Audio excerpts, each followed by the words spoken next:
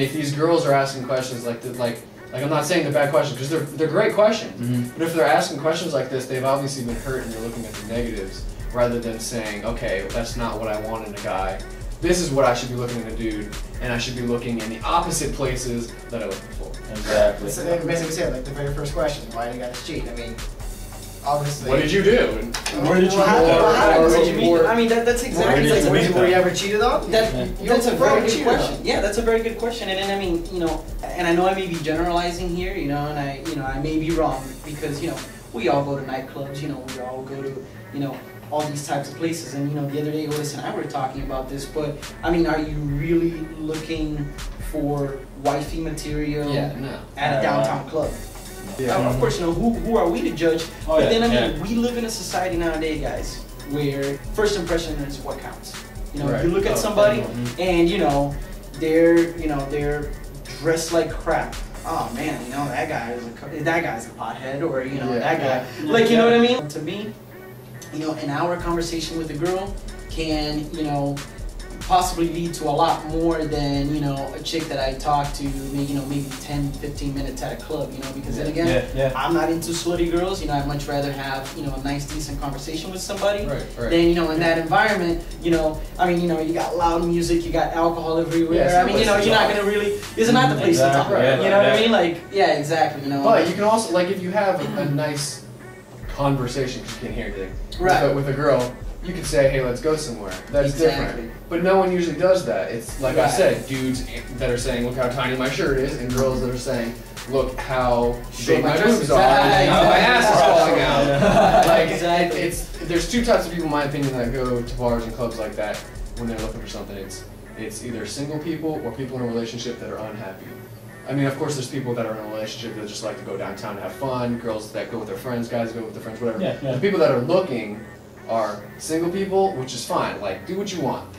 Or people in a relationship that are looking for something different. And I will say this, and I'll go on record and say this. If you're in a relationship and you're at a club without the significant other, that's a problem. That is a problem. That is a problem. I don't care if you say, no, it was just, you know, he was tired. No. No, don't let me find you.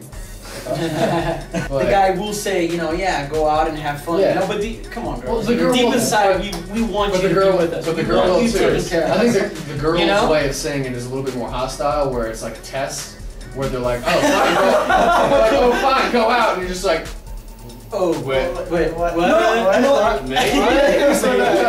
No, I want you to have fun, go out, and you're like, what? But dudes most of the time, if they're like, yeah, go out, we actually want you to go out. We want you to make a decision for yourself. It's not a test. It's not like, oh, why don't you stay here with me? It's like, dude, if you want to go out, go out. I've been asked that before, and I'm like, okay, go out, because I genuinely don't care. But that's because I trust that person, like I said, until they give me a reason not to. If they give me a reason not to, cool, you're lost. I gave you that much trust, because that's a huge, like you said, huge amount of trust. That's like 10 handfuls of trust. And you're just going to be like, oh, whatever, fuck this shit. And then just threw that porcelain vase. Yeah, exactly. Out the window. Like I said, everything comes back to how you look out on it. You've got to just move on positively on it. Definitely. What we're going to do is, right now, if there's any questions that you want to ask, as far as if anyone wants to comment back on us, you know, we'll go ahead and ask those now, and then we'll kind of talk about what we're going to discuss next time, starting with Vinny. Is there anything you want to bring up as a final thought?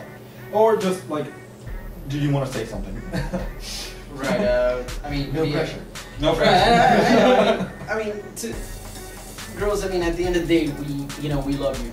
And, you know, this is just to give you, you know, a perspective on how we think, you know. Chivalry is not dead, you know, it's just, you know, it may be hard to find. But why is chivalry dead? You know, you may ask. The reason I think is because, you know, genuinely, you know, and I'm not saying generalizing and saying every girl, but a lot of girls have, you know, brought down that level of respect upon themselves to where the guys are like, oh, if you're that easy, all the other girls are easy. So, you know, there are some girls out there that are making the rest of the good girls feel bad. And, you know, and vice versa.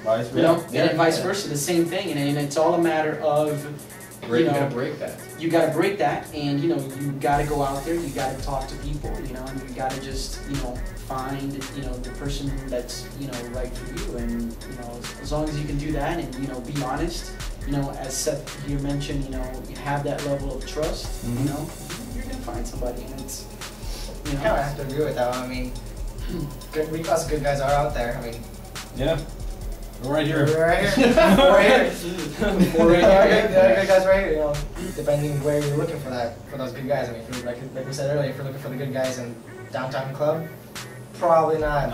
The guys right there aren't probably looking for anything either. So the people who say chivalry's dead are looking in the wrong places. Yeah. Plain and simple. Yeah. If you're looking for it, it's out there. We did a lot of generalizations here today. I know a lot of girls, they'll say, you know, every guy's like this, and they dated 2 guys. You don't know every guy. Have you dated every guy? Yeah. You know. It's good that we're displaying this, you know, simply because, I mean, you know, you got us all here together, and, you know, yet, you know, we live different parts of the city. Yeah. You know what I'm saying? Quick plug: if you're in UCF and you're looking for a good guy, that's it, this guy right here. I ever told this story, like, I got a friend request from him. We had class together. I got a friend request, and I saw the picture, and I wasn't sure of his name yet. And I got the picture. I'm like, who's this douche? And I'm like, that's like a douchey complexion. with that smile, I'm like, what the hell is he smiling about? I mean, it's just like, if you don't want to be stereotyped, yeah, don't take that picture where at least I'm not like cause people to like stereotype you. You know what I mean? Like, guys, thank you for coming. Next time, I'm gonna try to bring these guys back. We're gonna work on discuss all past relationships. Past relationships. We're gonna deal with past relationships. Ladies, also, we are gonna have a rebuttal to this. So questions that guys are gonna ask about girls. I do need some volunteers for that, so let me know. Guys, thank you for coming and have a good night.